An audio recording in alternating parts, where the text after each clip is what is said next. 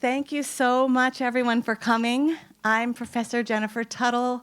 I am the director of the Maine Women Writers Collection. And so on behalf of myself and the collection and our curator, Sarah Baker, on behalf of UNE, I would like to welcome everyone to the Donna M. Loring Lecture.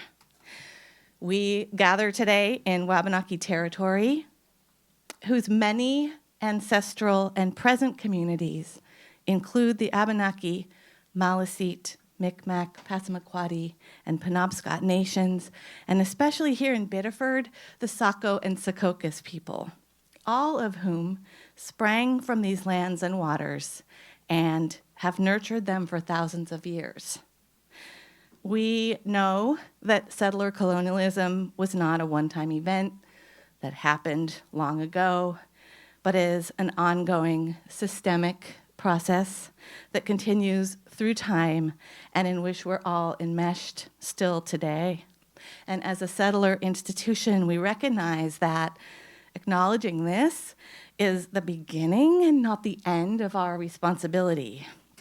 So here at UNE, we live, work, and pursue research that depends upon the Saco River. Just there.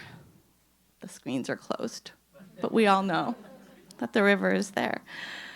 But those waters hold what Maliseet poet Miku Paul calls ancestral memory.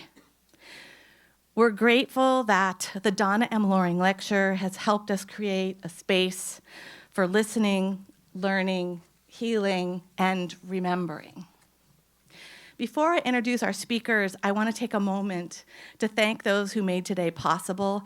This includes Donna Loring, Jennifer Neptune, and Betsy Richards, along with Sarah Baker and Laura Taylor of the Maine Women Writers Collection, UNE's Office of Communications, especially Lee Cody and Dave Dadiego, and Milo Grammer, who did the beautiful graphic design work. We want to thank the School of Arts and Humanities, especially Michael Cripps and Amy Guthrie. And we want to thank UNE housekeeping, facilities, and Parkhurst staff. Please silence your cell phones now. And know that if you have to leave before we're finished to attend class, it's totally fine. Go ahead and do that. So the plan for today is that I will introduce our speakers and Donna Loring, and then I will cede the podium to Donna.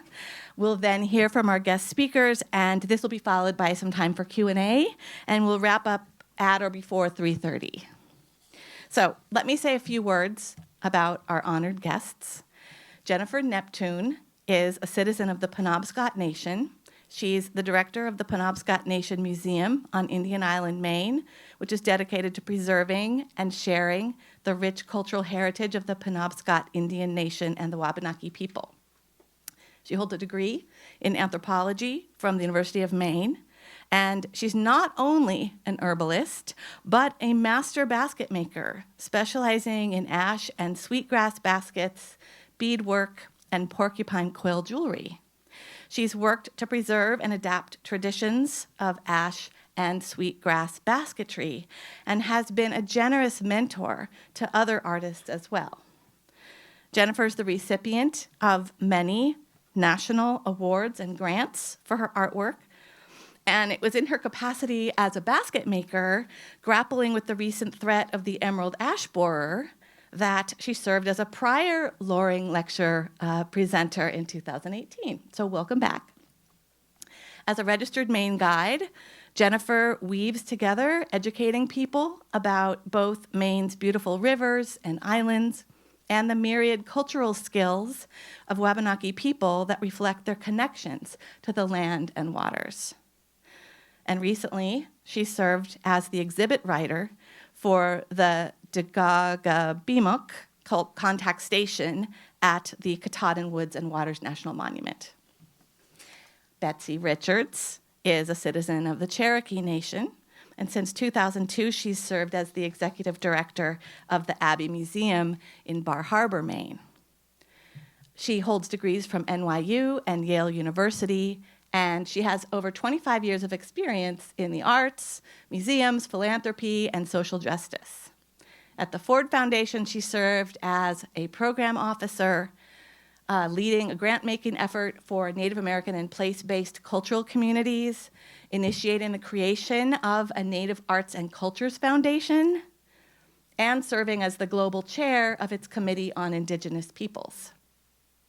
Prior to Ford, she spent 5 years as the inaugural director of public programs at the Mashantucket Pequot Museum, the country's largest tribal museum and research center, leading the development of their educational programs, interpretation, and public events. Betsy is board chair of the Native Arts and Cultures Foundation, a commissioner for the U.S. Interior Department's Indian Arts and Crafts Board, and serves on the Maine Arts Commission. The Honorable Donna M. Loring is a Penobscot Nation tribal elder and former council member. She's a graduate of the University of Maine and the Maine Criminal Justice Academy. Donna has served as the police chief for the Penobscot Nation and as director of security for Bowdoin College. A Vietnam War veteran, she was aide-de-camp to then Governor Angus King with the rank of honorary colonel and was his advisor on women veterans affairs. For 12 years, she represented the Penobscot Nation in the Maine State Legislature. And through this work, as well as her hosting of Wabanaki Windows on WERU Community Radio, her recent work as senior advisor on tribal affairs to Governor Janet Mills, and many other commitments, including depositing her papers with the Maine Women Writers Collection and initiating this lecture program, Donna has devoted herself not only to public service, but to raising public awareness of and dismantling institutional discrimination against Wabanaki people and continuing the hard fight for recognition of their sovereignty. I'd also like to congratulate Donna for Wabanaki Windows recently winning a National Hometown Media Award for Racial Justice and Civil Rights Programming presented by the Foundation of the Alliance for Community Media. Donna's the author of a 2016 play called Mary and Molly and her 2008 book, In the Shadow of the Eagle, a tribal representative in Maine, actually has recently inspired an exhibit at the Abbe Museum, which aims to share a greater understanding of Wabanaki Nation's place within our ongoing national narrative. Donna's also a poet. She holds 2 honorary doctorates, and she's received numerous awards, including the Deborah Morton Award from UNE and the Courage is Contagious Award from the University of Maine School of Law. And next week, on November 6th, she will be the keynote speaker for the Robert Talbot Civil Rights Speaker Series at the University of Maine. So, an event not to be missed. I'd just like to close by mentioning that if any among you wishes to support the work of the Loring Lecture by contributing to our dedicated fund, please reach out to me or pick up one of these info sheets. They're by the back door over there. So thank you so much, Donna, for all you've done and continue to do to create a space for education and dialogue and reflection. And thank you, Jennifer and Betsy, for speaking with us today. So I'm going to turn the podium over to Donna Loring.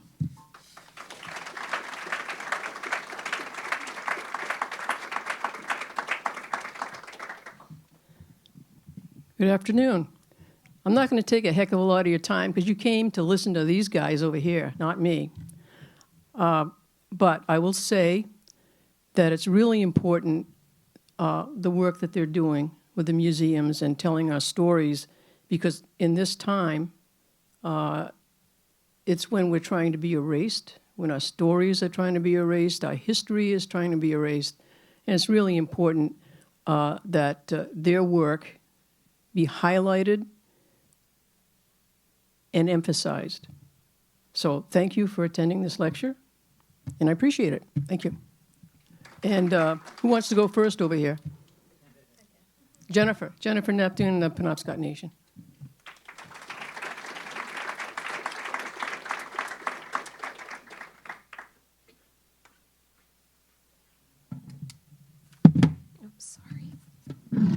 Donna. And thank you, everyone, for coming out. It's such a big crowd. So, I work for the Penobscot Nation Museum. I've been the director there for about 10 years, and a lot of changes have happened in that time. The museum was started in the 1970s. It was about the time of the land claims was happening, federal recognition.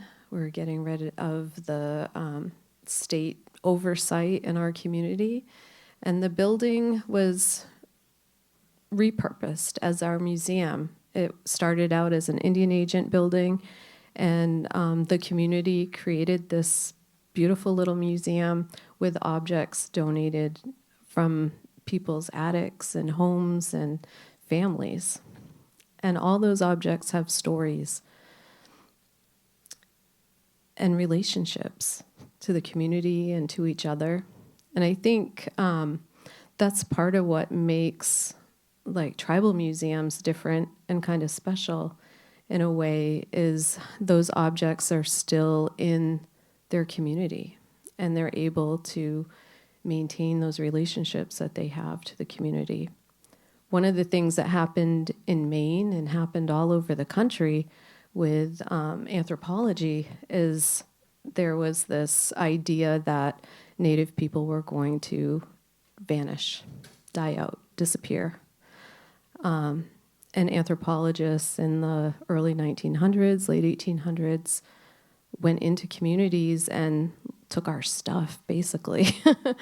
They came in and sometimes bought, sometimes took, sometimes stole some of the most beautiful pieces of regalia, chief's collars, caps, baskets, carvings, and all these things disappeared and went away, sometimes very far away, sometimes New York City, sometimes Chicago. There's Penobscot items as far away as California, Phoenix.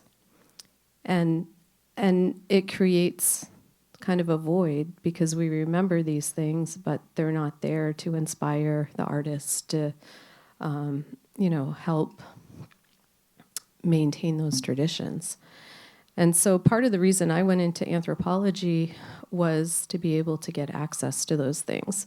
When I started in the 80s and 90s, it was kind of difficult to get into museum collections. You had to be a researcher, you had to be an anthropologist, you had to have a reason to be there. And so I had seen photographs in books, I had seen things in my research and wanted to make them. I wanted to make beadwork that looked like those things and ribbon work and baskets, and really needed to see them. And so a degree in anthropology was kind of my foot in the door, or the key that cracked the door open for me. And the more museums I went to, the more basements and shelves and stuff that I looked at, the more it was important to me to keep working in museums and curating and telling the stories and trying to get access back to these things for our people and in our community. And so it was really exciting when I started working for our museum to start using the relationships that I had developed over the years to work together with other museums throughout the state and the country to kind of open the door even more. And those relationships paid off. So one of the things that happened during COVID is our community completely shut down, and we had to shut down our museum. And this could have been, really bad. But it turns out during that time, a lot of people were starting to get interested in what was going to happen to their own personal collections. And as a result of that, we ended up getting major collections back of root clubs, of beadwork, of basketry, of all these things. And our little tiny museum turned into a whole bunch of storage. I kept buying shelves to put together to put these new things on. until it came to the point, like, I realized, like, we're not going to be able to reopen because there's barely any room for me to walk through. So it was kind of, a good and a bad thing. All these things came back, but how are we going to share them with the community? So one thing that's happened is our tribe has built a new building with a bigger space for the museum and a bigger storage area that helps us create the room to show these things and also to get more things back and ask for things back that belong in our community. So that's really exciting. And another exciting thing that happened, which I think is just an example of how much things have changed over the years. I told you how intimidating it could be to work with museums or to visit their collections. That has started to change over the years and get better and get easier, and access has been more welcoming. And the relationships, built with other museums over time has gotten more open and easier to work together. So I have a short story about a collar that came back. So I'm also a bead worker and, make these things. And one of my friends, who's a bead worker from New York, sent me a message and said, hey, this Penobscot collar has come up for auction and it's in Toronto. Have you seen it? And I went and checked it out, and it's an amazing Penobscot Chief's collar that was all floral and bright and beautiful. It looked like it had maybe been worn once or twice. And that's incredibly rare, when things like that come up. We have a teeny tiny budget, not enough for me to purchase it for the museum. So I started calling my friends in other museums, at Maine Historical Society, at Maine State Museum, and said, hey, I'm going to use what I have to try to bid on this collar. I'm probably going to be out fast, but wouldn't it be nice to get this back in its home territory so at least we can all access it? And my friends there did something amazing that never would have happened 15 years ago, 10 years ago, 20 years ago. They talked to their collections committees and their presidents, and we were able to pool our money together to get that collar back for Penobscot Nation Museum. And, we were all on the phone together the night of the bidding, and we actually won it. And it came back to Penobscot Nation. And so, for me, that's a story of hope that never would have been possible. Like I said, 15, 20 years ago, I would have never dreamed that could happen. And so, when we work together, when we build these relationships together, when we collaborate, when we're open, when we trust, when we try, when we take chances with each other, it can lead to amazing things. And so, that's just, one example that things are changing and things are getting better and can continue to get better. And it's been really amazing to see, how museums in the state of Maine and all across the country are also, being more welcoming to curators, Indigenous curators. And, part of that comes from, decolonizing work. And sometimes it comes from indigenizing work. And sometimes it's a mix of both. And it's all good. I mean, each step forward is a step forward. I can give you an example of an indigenizing project was the Dagaga Bimuk Visitor Contact Station in Katahdin Woods and Waters National Monument. And that started out very different. That started out as, having some Indigenous people, some Wabanaki people from Maine as advisors. And our advice was to indigenize it, to change the shape of the building, to listen to the stories that we wanted told in that space, to honor the Penobscot ancestors whose territory it was on, to use language, to use stories, and then to protect the intellectual property of our languages and stories in that space, which was really groundbreaking to do that and to set up these agreements and protections so that we could openly, share what we wanted to and not worry that the federal government would have a copyright on it, on our languages. These are things that shut sharing down.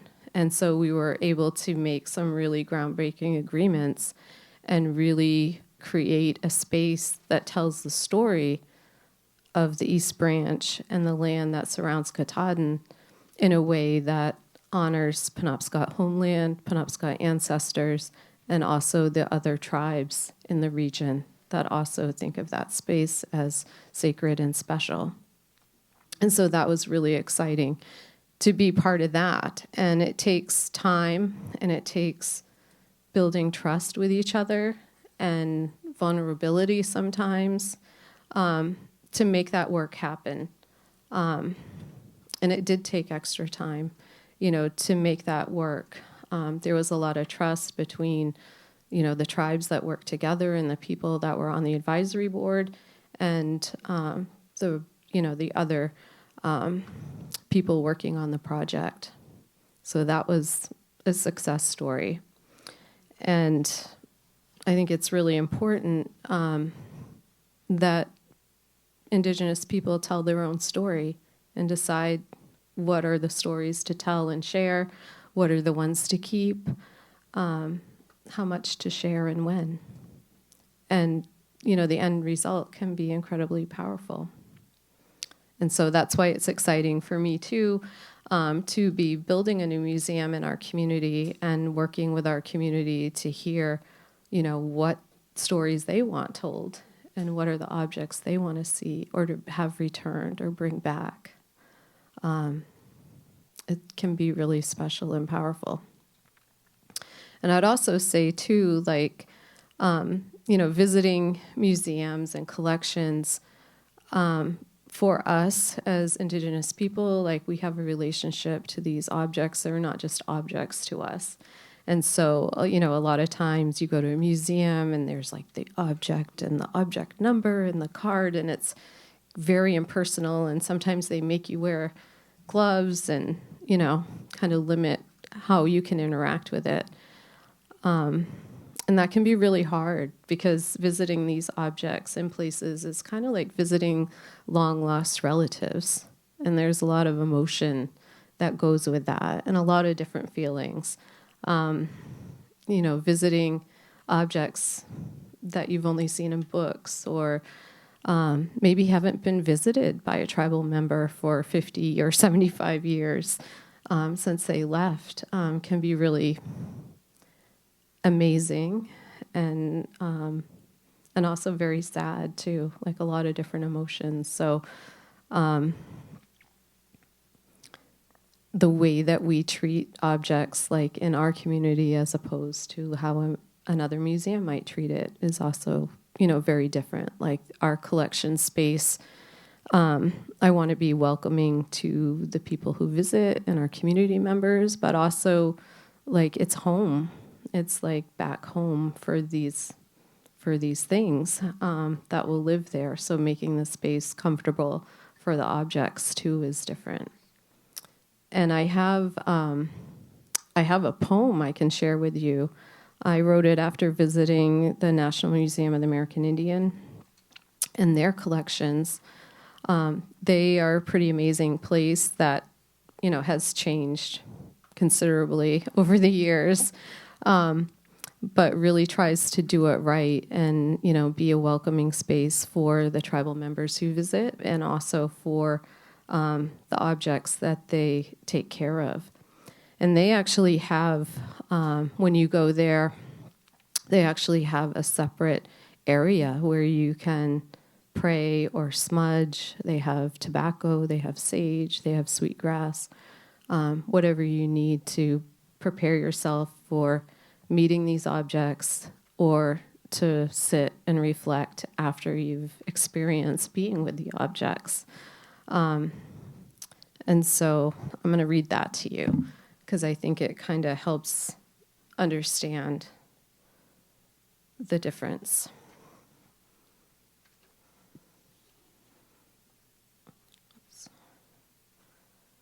And it's called What It Was Like. What it was like is hard to explain.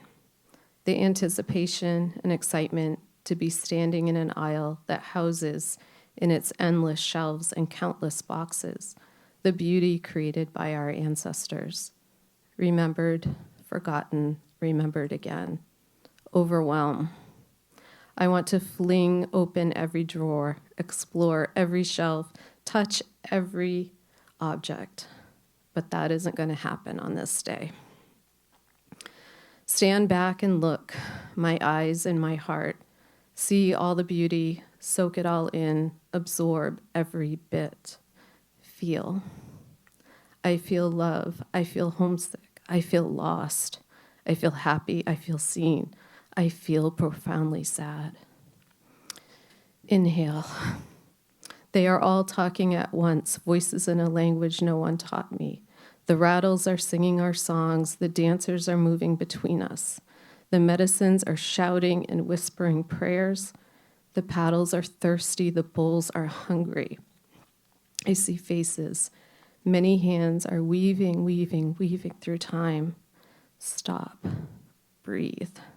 Exhale. I send them my memories.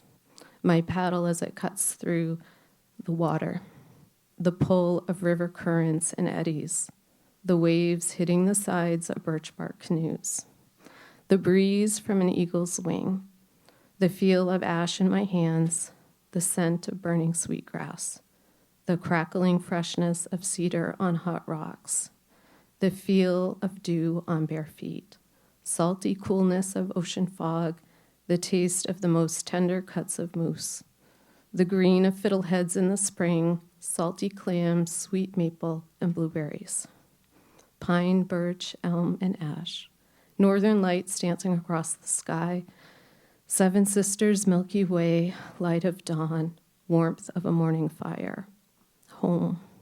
In my heart, I send them home. Tears are flooding my eyes. I want to wail for all that has happened in 500 years, howl for all that was lost, and weep with gratitude for all that we still have. Strength. I am Bunawabskake. I am Penobscot. I am as strong as the rocks. I am as soft as the water. I am your daughter, granddaughter, your relative, and I don't want to leave you.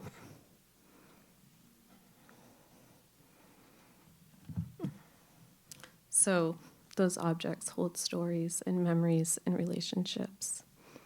And so I hope when you visit a museum, you think about that and, the objects there and the people connected to them and the places that are connected to them as well.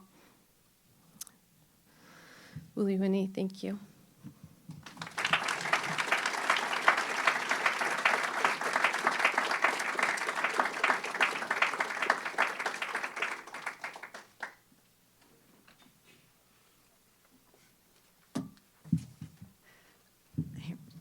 OCO, good afternoon. Thank you, Jennifer. Thank you for sharing that. My name is Betsy Richards, and I'm a citizen of the Cherokee Nation, and I'm the executive director of the Abbe Museum in Bar Harbor. Our mission is to illuminate and advance greater understanding of and support for Wabanaki Nation's heritage, living cultures, and homelands. I just want to start by saying it's just really an honor to be here this afternoon, offering up a lecture in the name of somebody that I hold in such high esteem. Thank you, Donna, for your lifelong leadership and service, advocacy, and your creativity. And I just want to thank the university for having me here and for y'all for coming.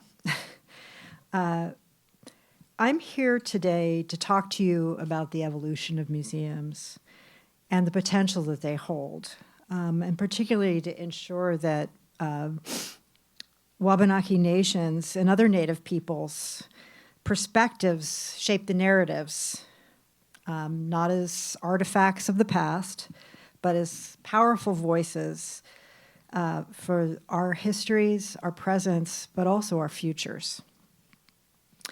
I'd like to begin with a quote by Muskogee author and our former 3-term U.S. Poet Laureate, Joy Harjo.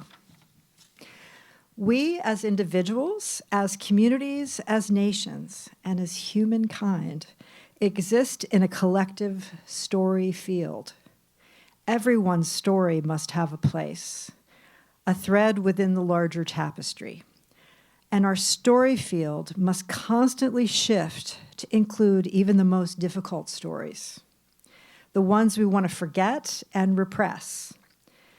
But the hard stories provide the building blocks for our house of knowledge. We cannot evolve without them.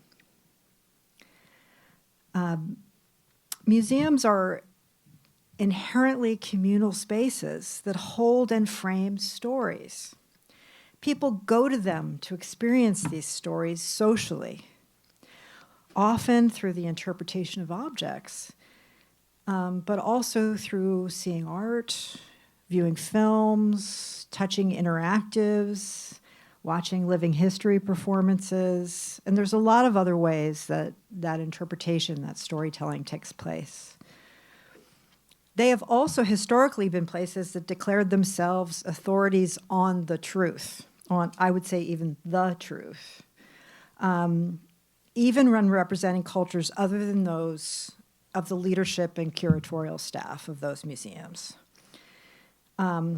Museums' histories also include a legacy, as Jennifer said, of plundering from Native peoples. And if you look at museums all over the world, that is the case for other cultures too.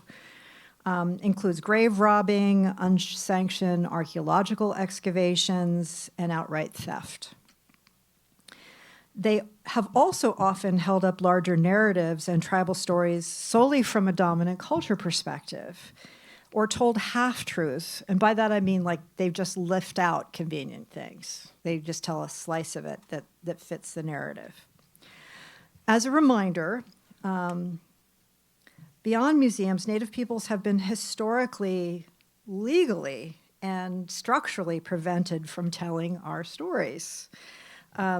Colonel Henry Pratt's legacy of residential schools and kill the Indian to save the man that began in the late 19th century and carried on into the 20th century was an all-out assault that was meant to end our stories. And it was done by erasing our cultures, breaking up our families, outlawing our languages, all in the name of integrating us into American society. And a lot of damage was done, but our stories are still with us, and they continue into the future. So in a time when pluralism in our society is being challenged, museums have an opportunity to tell fuller truths that include diverse perspectives and that are grounded in respect and dignity for each other. My hope is that museums can move from places of conquest and erasure to spaces that animate our democracy, with dialogue, empathy, shared experiences, visions for a shared future, and ways for audiences to not only get involved, but to take action. The museum I'm director of, the Abbe Museum in Bar Harbor, is an example of an institution that in the last decade has done some very intentional work and has gone through an evolution.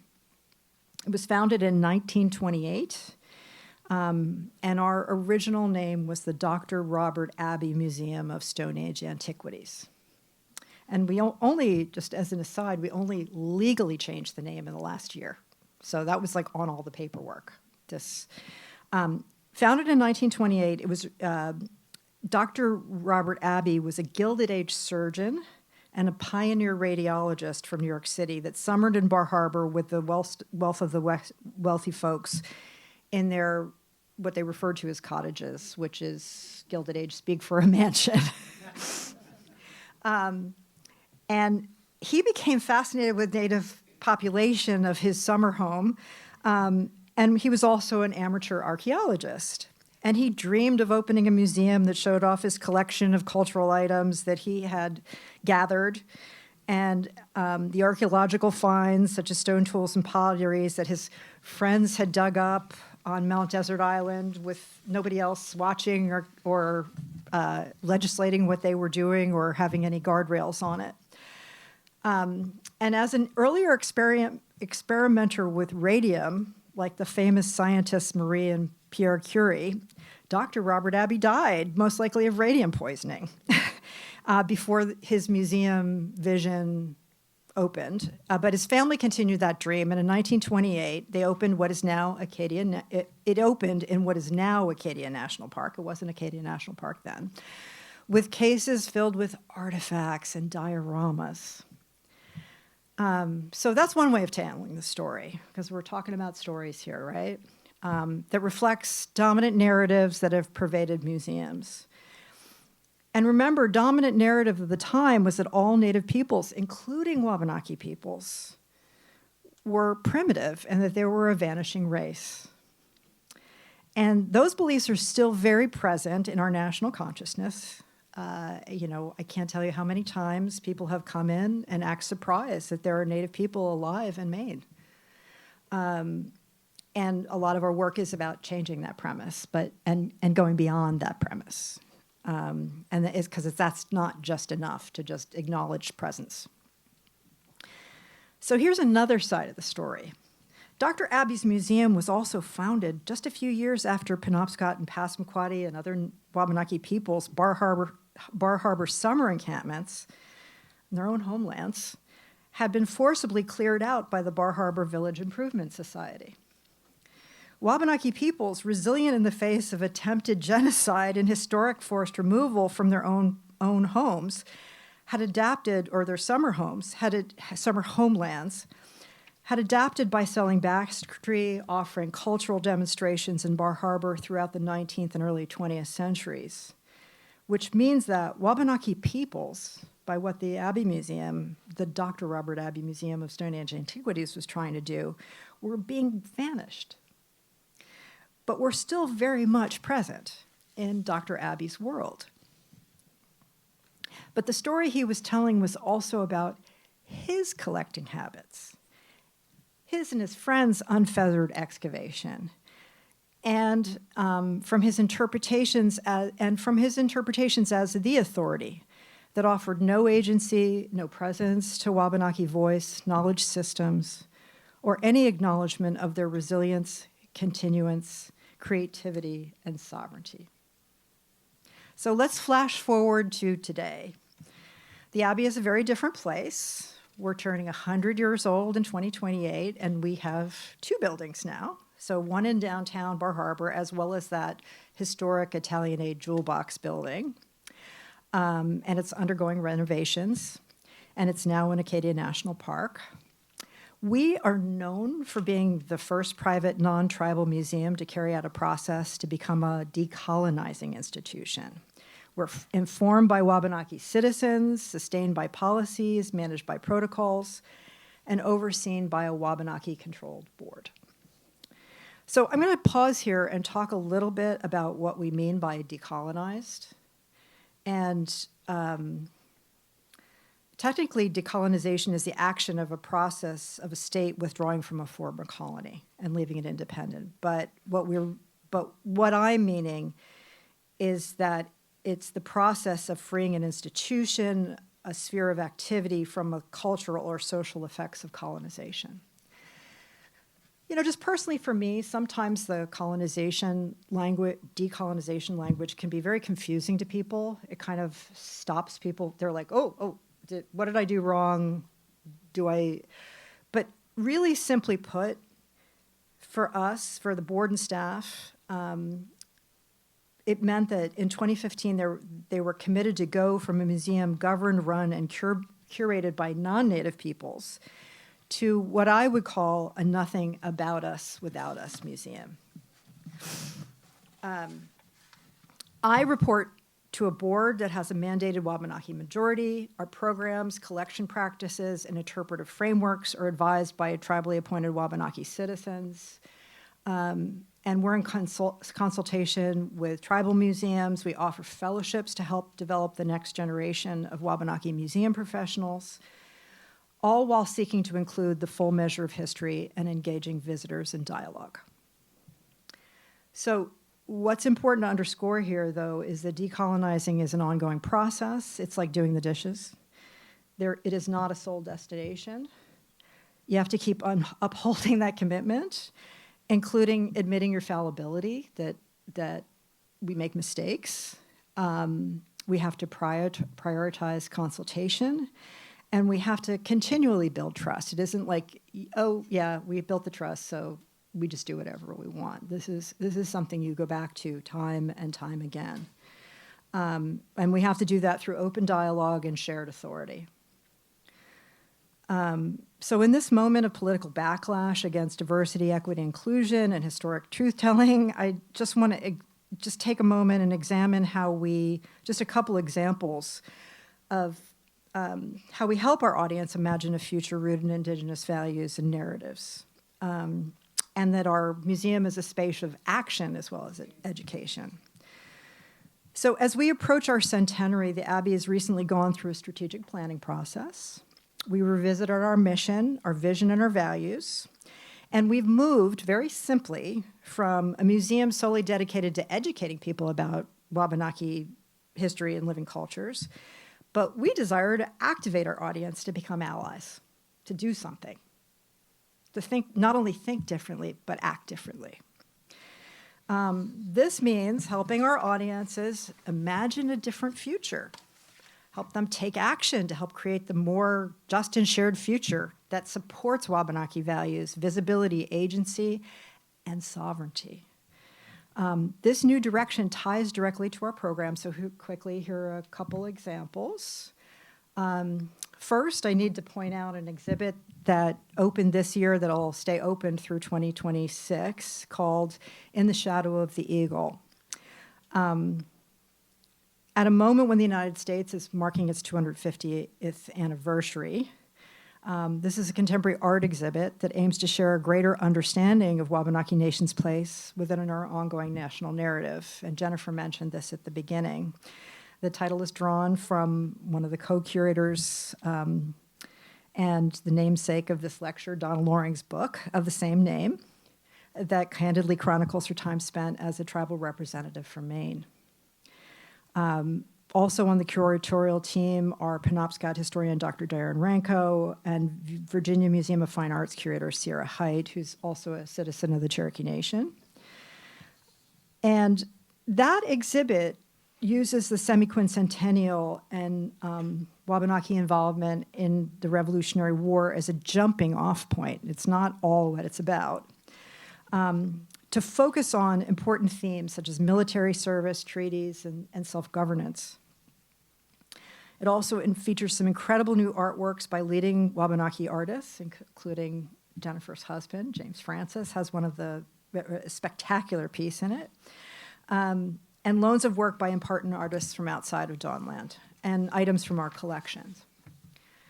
The exhibition uses the medium of visual art to touch hearts and minds and help our visitors experience a story of this land, this place, and these people, and this country through a very different lens, and to talk about the complicated nature of Wabanaki and other Northeastern Native peoples to our democracy.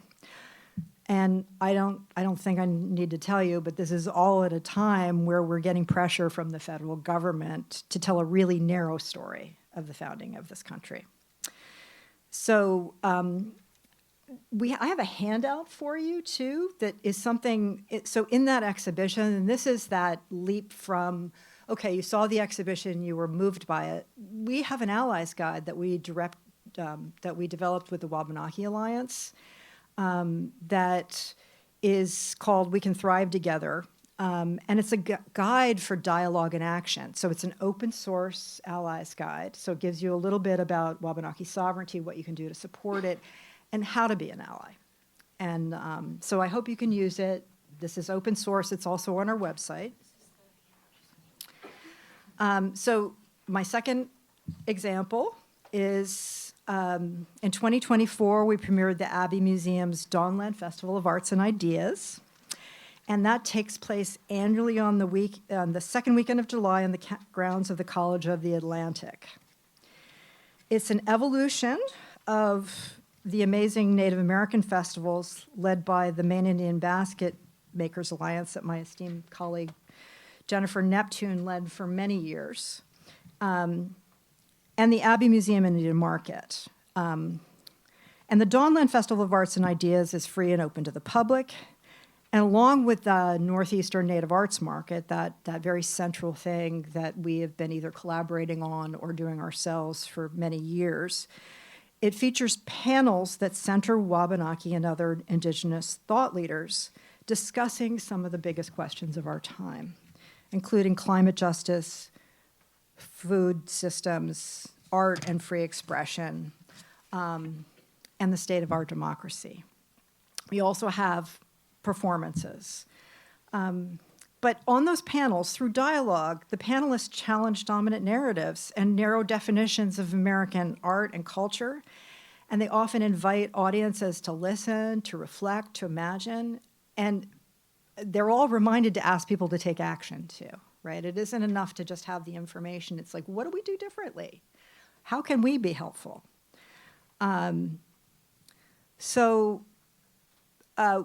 this festival, we're hoping to continue to not only celebrate the Native creative economy, but we also want to lift up Indigenous voices and perspectives and stories. And we believe this isn't just like we get a peek into another culture. We feel that Indigenous thought leadership, particularly Wabanaki thought leadership, is vital to all of our conversations on a healthy planet and society for us all. So I'd like to finish up by mentioning a major Kellogg Foundation-funded narrative change study that I was part of in 2017 called Reclaiming Native Truth, that conducted national public opinion polling, media research, and focus groups in order to learn more about the broad public understandings of Native peoples, tribal sovereignty, and cultures. The need for this research grew out of an acknowledgement that on a daily basis, tribes and Native individuals experience fallout from negative stereotypes in the media and the general's just misperceptions, just generally. Ignorance, bias, stereotyping, overt racism, and outright invisibility fuel attacks on tribes. They limit Native people's ability to protect sovereignty and treaty rights. They shape and inform public policy. And they either uplift or squash cultural identity, and they inhibit access to resources, and visibility helps protect our rights. So the top line findings, I'll be very succinct about this, of this larger study was that 72% of Americans almost never encounter or seek out information on Native Americans. That's a big majority. Conversely, the good news is that a significant majority, so 78%, so even more than that finding of like, I don't know anything, like nobody ever taught me anything, I don't know what that is, I can't name a tribe. 78% of Americans were interested in learning more about Native cultures and histories. And it also showed support for other changes, such as including Native history in K through 12 education, which at the time only 27 states had anything mandated. We're thankful to Donna for that is mandated in Maine. Maybe there's some work still to be done, but let's acknowledge that. And having more Native representation in the media. For me, having it confirmed that we're invisible was kind of a no-brainer, right? This was like, oh yeah, tell me more. But it's really good news that there's rigorous research that tells us that public does want to know more.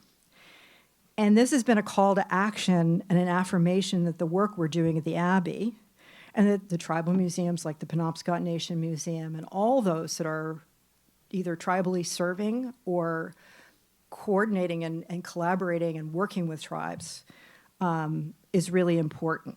and that there's really a potential to shift hearts, minds, and play a role in affecting policy change. So now that our nation is going through a period of intense division and that the full measure of truth is being actively suppressed, we, as museums, have an opportunity to stand up, and as Joy Harjo noted, be spaces where diverse stories have a place and where even difficult histories are shared. So in conclusion, I see museums as critical venues for sharing our stories about our past, present, and futures.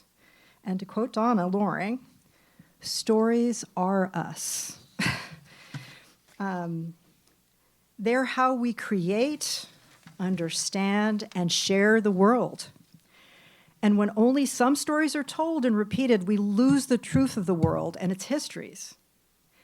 We can value our stories not as artifacts of the past, but as powerful voices in the present and future, calling us to action together. So it's been a pleasure to be here with you today. I invite you, speaking of action, never say anything to people without asking you to do something. I invite you to come to the Abbe Museum. I encourage you to go to the Penobscot Nation Museum. I encourage you to not only visit, but to support in ways that you can. That Allies Guide has some actions for you to take that are easy, that are just about your social media or when you're thinking about working with Wabanaki people, how to think about that and things that you can do and things you can learn more. You can also save the date for the Dawnland Festival of Arts and Ideas, which is July 11th and 12th this summer at the campus of the College of the Atlantic. And our website is www.abbemuseum.org to learn more. So it's been a pleasure. Wado, which is thank you in my language. And I appreciate being here. Thanks. Thank you both so much.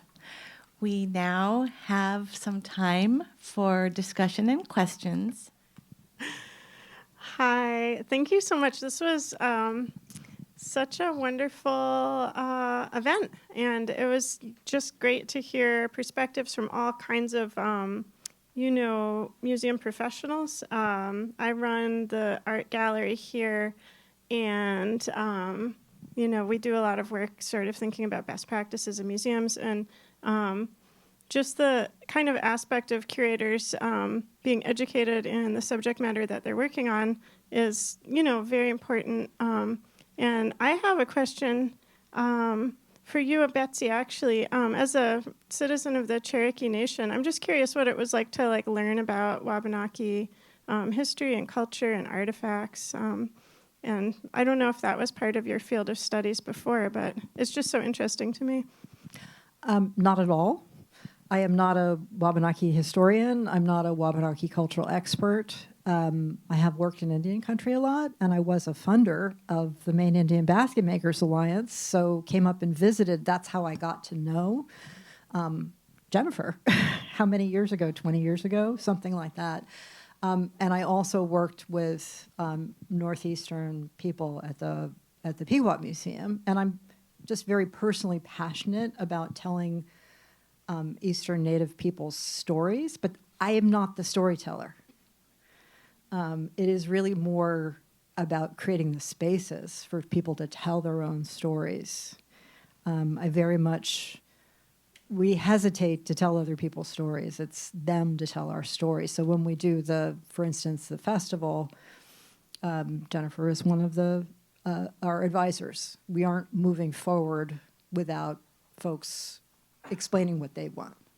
So no, I don't have a degree in Wabanaki studies at all. And so I'm a bit on a learning journey. There are things that we have in common as Native people, but partly of being a Native person, I wouldn't want anybody to just be like, yeah, you're all the same, too. So I have a respect that our approaches are different. Even within the Wabanaki Confederacy, those are each individual nations with separate languages, with things that are related but not the same.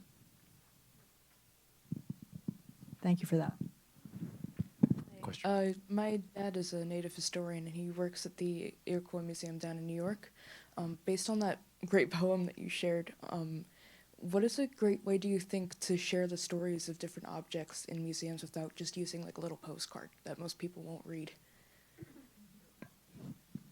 Yeah, those are things like I'm thinking about too as we're redesigning the spaces. And so we are trying to incorporate like some media in there. So having voices telling the story, having people speaking, having like screens that you can touch that could take you deeper and deeper into the story if you wanted. In our community, like, people might know the artist or be related to them. And so they want to see pictures, that they want to see things to connect them to that person. So we're trying to figure out how to put, images of the person who made the object or voices or quotes as a way to tell the story. Thank you. I hope my voice carries. After hearing your accomplishments, I felt like I was getting smaller and smaller. But you had mentioned something about people out west that didn't hear about natives in the east anymore. This isn't so much a question as just something to bring up. One of my experiences years ago where I was at the necropsy course with several tribal members. One was a Narragansett game warden, me representing the feds, and we ran into some Shoshones out there that were wardens, and they looked at Robin, who's Narragansett, had the patch on and stuff, and they're like, Narragansett, where's that? This is in Rhode Island. And he's like, what? And this is, what are you? What are you? They started asking questions, and like, we didn't know that any natives left. We thought y'all got wiped out on the East Coast. And that's within the tribes. That's a Shoshone tribe. So there's still work to be done within the tribes as well. I mean, it's not just non-natives out there. They had no idea, flabbergasted. They kept on like looking at him and just almost like wanted to touch him. Like, really? It was really kind of weird. It's only about 10 years ago. It wasn't that long ago. So no, I appreciate all you're doing, though. This is really humbling to hear what y'all doing. I feel like I need to do something in life now. Thanks for those talks. It's really wonderful from here from you both. Thank you for coming. So I had a question for Jennifer. I was intrigued. So you're also a Maine guide. Did I hear that correctly? And I noticed, like in the poem you read, for example, it started with the objects, but it really intensified when you started thinking about nature.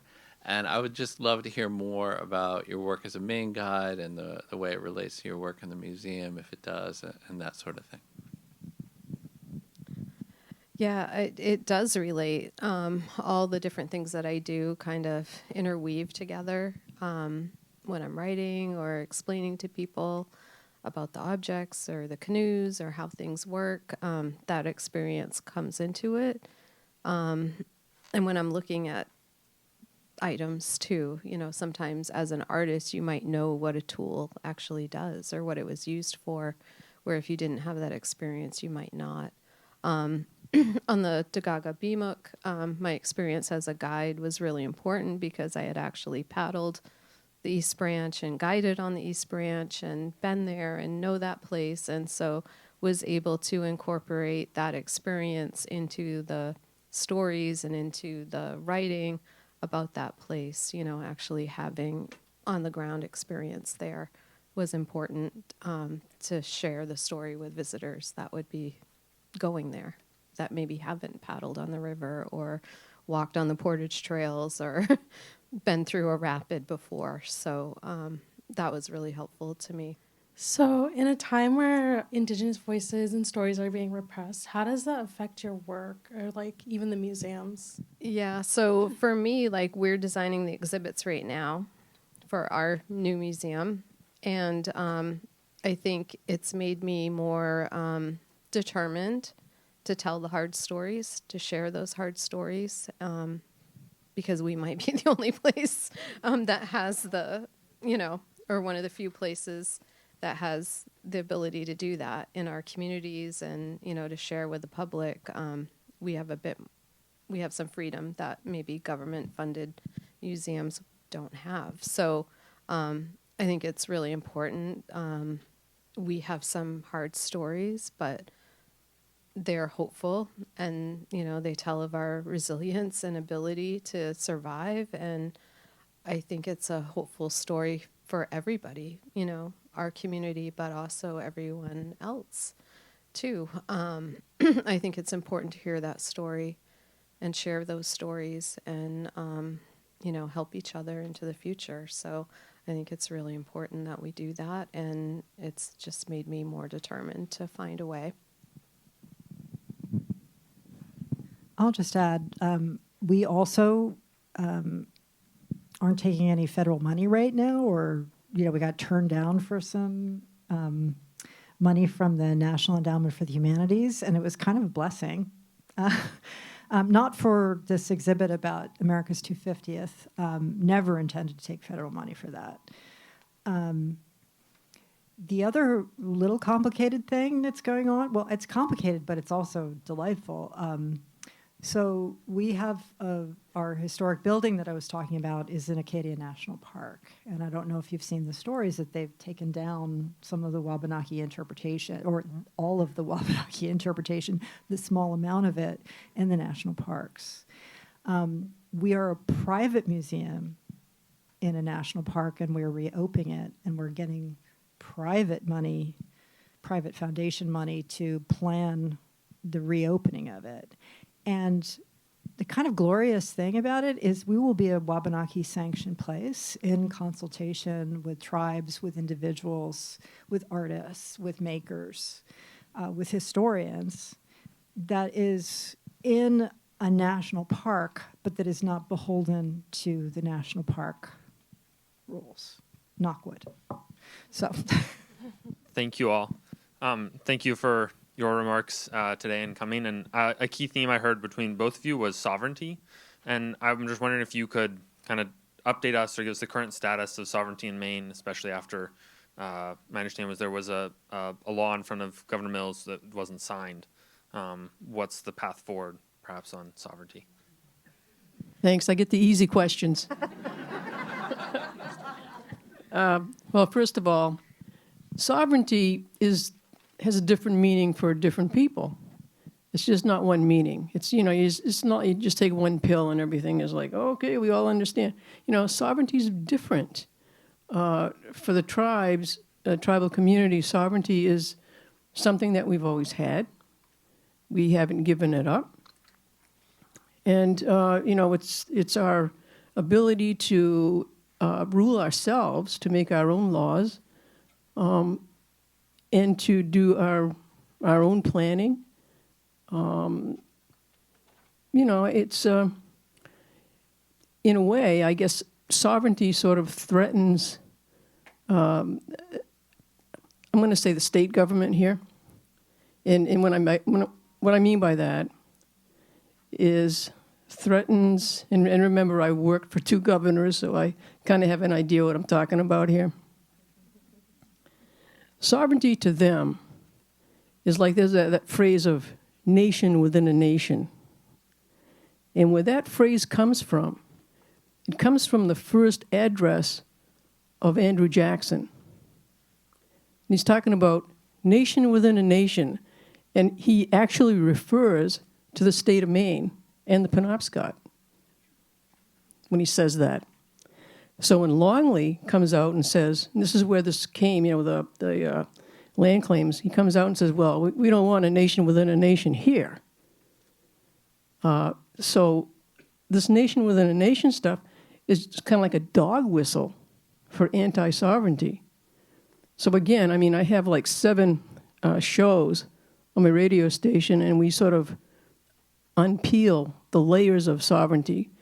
And my show is called Wabanaki Windows, and it's on weru.org, and it's under the category sovereignty. So check it out. It's like these are at least 7 shows. They're hourly shows.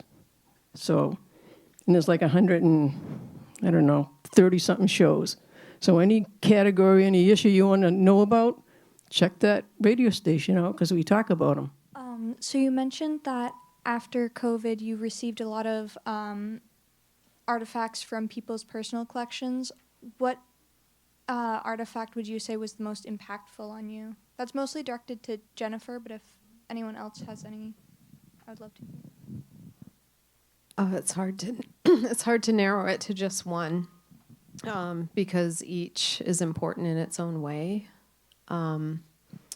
we got a big collection of root clubs that came back. That's really important. There were a lot of older pieces they were probably from the 1700s, people's like personal clubs that they'd wear on their belt. That was really exciting to have come back to our community. I think now we probably have more root clubs than probably any museum anywhere, which is amazing, and they're going to be beautiful to exhibit and share with the community and visitors. That was pretty exciting. We've got a lot of baskets back that were really unusual and beautiful, which is important, like to basket makers, like to be able to see these and get inspiration from them. We've got some, historic items back. A really beautiful powder horn from the 1700s that's etched and amazing, just incredibly amazing. And so, just stuff has been finding its way back, and to just pick one would be impossible, like picking your favorite child or your favorite kitten or something.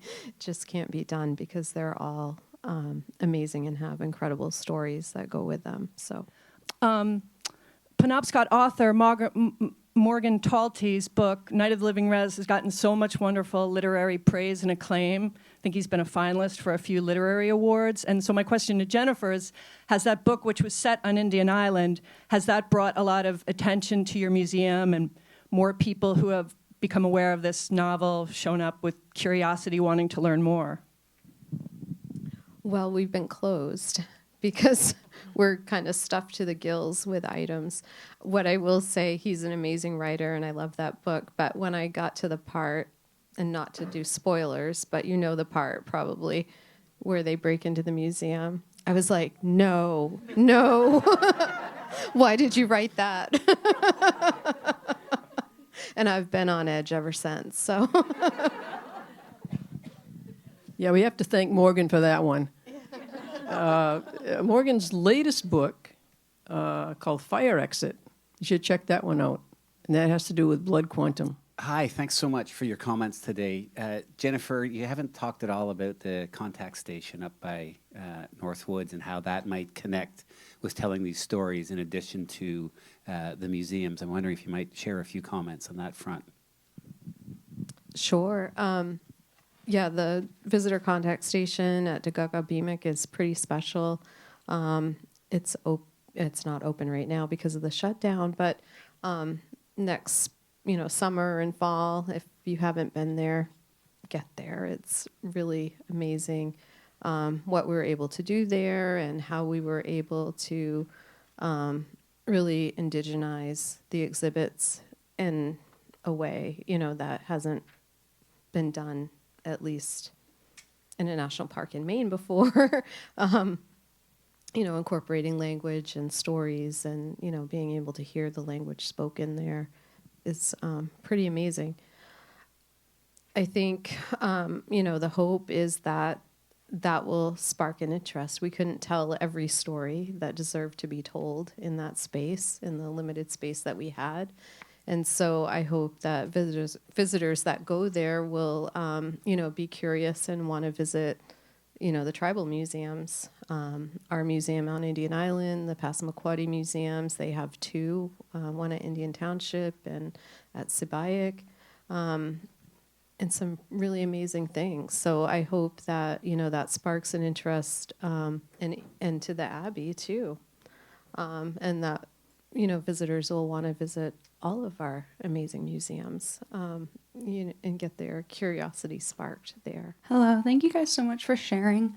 Both of you touched a lot on stories, and so I was just wondering if you could touch a little bit more on the resilience of stories and how they get passed down through generations, how they change over time, and how you uncover parts of stories that might have been missing because of colonization. Sure. So, our story, and Donna too, jump in if you, but,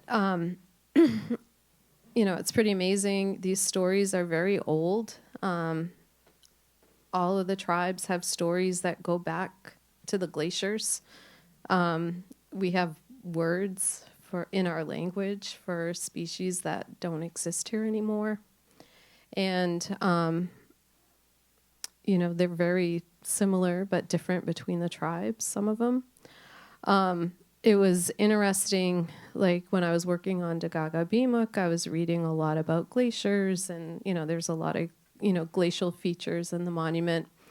And as I was reading, I'm like, oh, this sounds like the frog monster story. So we have a story about a water famine that happens and the frog that's holding back all the water.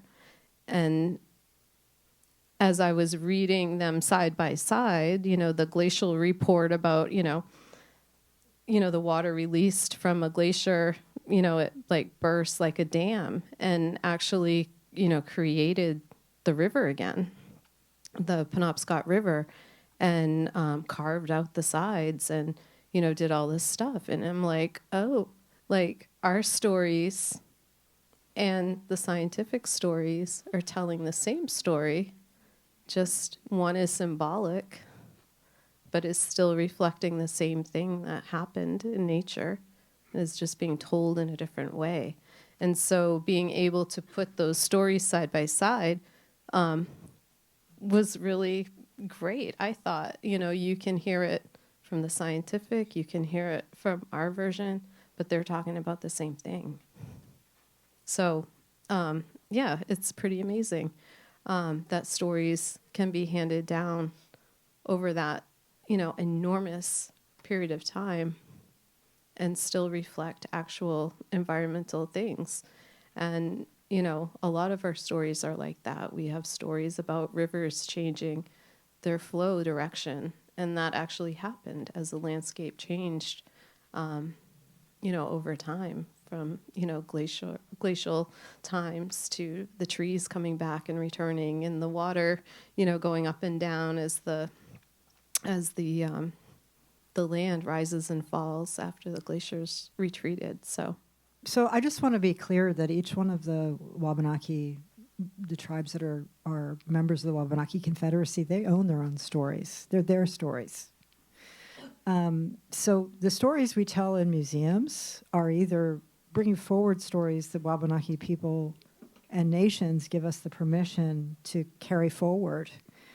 Some of the stories I'm talking about are the stories, when you experience a museum, there's a story being told even how you do wayfinding in a museum, or what's juxtaposed with each other, or if there's a dialogue that's happening, or if there's, like what Jennifer is saying, two stories being shared next to each other to kind of give a fuller picture.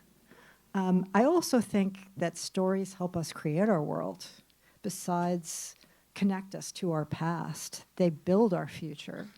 And so that's why we also really care about having contemporary art, contemporary artists. There's almost kind of like a through line. Like there isn't this authentic line, right? It's about continuance and about both carrying forward what elders have shared generation after generation after generation, but also the ways that those stories are either carried forward or new stories are created or they evolve. And we want to be a space that supports that. I think was it Charles Leland? Is that his name? Wrote a book in the late 1800s about Penobscot old stories. And there was a thought that, he would write these stories down because there'd be no more tribal nations left. So he wanted to get these stories down. But I can go into a lot of other stuff about this, but there was 200-300 stories that he found, and it really surprised him that the Wabanaki had all of these stories because there were these stories about from the West, the Iroquois, and actually the Wabanaki had many more stories than what they thought. The other interesting thing is that you can compare these stories with the Viking stories. Very close. If you take one story, like there's a hero with Wabanaki, it's Gluskabe. There's a Viking hero. Even the glacier stuff, it's pretty close. So I just find that kind of intriguing. And the other thing is that Wabanaki would tell stories in the wintertime because they would be, they weren't out and about. They would just be inside, keeping warm, and they'd tell stories. So, and then the stories would change depending on the family's version. There's no right or wrong story here. So that's where our stories come from. I'd just like to touch on three things that have been a strain throughout your talk. First, an acknowledgement. It's very good to hear that the emphasis in museums that you're creating are focused on telling the truth. And a spin-off from that, you cited that 72% of people have never heard or know nothing about Native culture or history. Well, I think there's something that perhaps you need to focus on within that 28% that have heard something, and that is that their understanding of Native culture and history can be very divisive and very in contrast to other aspects of that. And I guess what I'll do is I'll wrap it up by making a suggestion, or possibly you can turn it into a question with some response, and that is, as you focus on spreading the word about the truth of Native culture and history, I wonder if you also need to make a special effort to counter some of those stories that don't necessarily have any truth to them, that are out there with those who do know something, think they know something about Native culture. Or maybe focus on some of the things that lead people to misunderstandings or negative interpretations as you tell these stories or try to present new ideas. I'll make one more comment. I happen to be reading the biography of Jim Thorpe, who was one of the great American athletes, won 2 gold medals. He's a Native American. And just in reading the first 100 pages of that book, I have seen not a whole different, but a somewhat different interpretation of the intent of those non-residential schools that were so common in the late 1800s and early 1900s. It all comes out fairly negative, but nevertheless, there was an effort toward, a strong effort toward assimilation, and there was also a counter effort in that respect. So I think both sides of that need to be made more aware in the general public. I'll just briefly say thank you for the question, or thank you for the comment. So I spent a decade working on narrative change. I had a position before this where I worked for a national narrative change organization, and I did that because coming out of the Ford Foundation, I was really fascinated by, you can put all this, you can invest, you can support all this work, but if nobody believes it or they have the wrong information, it doesn't really move forward. You're making 2 steps forward, 3 steps back. And in all the kind of brain science I studied and all the studies of like how people learn things, the one thing I do know is that by saying the negative, reinforcing the negative stories, actually what people hear, so there's a famous book out there on narrative change by George Lakoff called Don't Think of an Elephant. And the point of the title of that book is what do you think of when you say don't think of an elephant? So, we both want to counter, but actually I feel like what we're doing is uplifting what we want people to know. And what even hard histories and things like that. And yes, we do engage in what we'd call, the technical term is kind of dialogic interpretation. So they might share a couple different sides or try to tell, a more scientific story versus a traditional knowledge perspective. But yeah, kind of focusing on it's even one of the things that I have with the term decolonization is it's actually a negative, and people can't act on a negative. They can act on so indigenizing is something like, oh, we're going to put something, but kind of removing something has that don't think of an elephant thing. It doesn't, it makes you do the exact opposite. Thank you so much. I'm so sorry to say that we are at 3:30 and we could keep talking clearly for so much more time, but I really want to thank the three of you just so deeply on behalf of UNE for all you've shared with our community. And thank you, everyone, for being here. I'm especially grateful to see so many students and faculty who brought their classes. Because this has just been an incredible learning opportunity. So thank you very much. And let's give them all a hand.